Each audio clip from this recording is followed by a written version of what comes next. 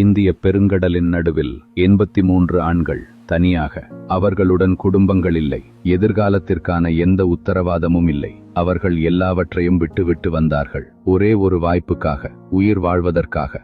இலங்கையிலிருந்து 83 ஆண்கள் தங்கள் வாழ்க்கையின் மிக கடினமான முடிவை எடுத்தார்கள். சிலர் மகன்களாக இருந்தார்கள், சிலர் தந்தைகளாக இருந்தார்கள், சிலர் கனவுகளை சுமந்து வந்தார்கள், மற்றவர்கள் வலியை சுமந்து வந்தார்கள். அவர்கள் விரும்பி வரவில்லை, வேறு வழியில்லை என்பதால் வந்தார்கள். ஒரு சிறிய படகு 83 உயிர்களை சுமந்து.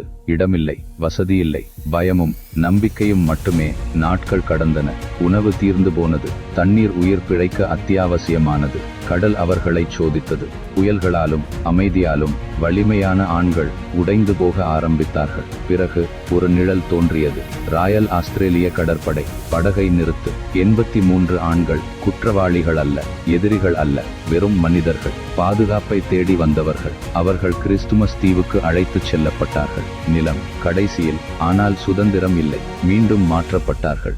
நவுருவுக்கு நாட்கள் மாதங்களாக மாறின, மாதங்கள் வருடங்களாக. ஒவ்வொருவராக அவர்களின் வாழ்க்கை மீண்டும் தொடங்கியது. ஆஸ்திரேலியாவில் 83 ஆண்கள் தங்கள் கடந்த காலத்தை விட்டு வந்தார்கள். ஆடம்பரத்திற்காக அல்ல, வாழ்க்கைக்காக. ஒவ்வொரு பயணத்தின் பின்னாலும் உலகம் ஒருபோதும் பார்க்காத ஒரு கதை இருக்கிறது.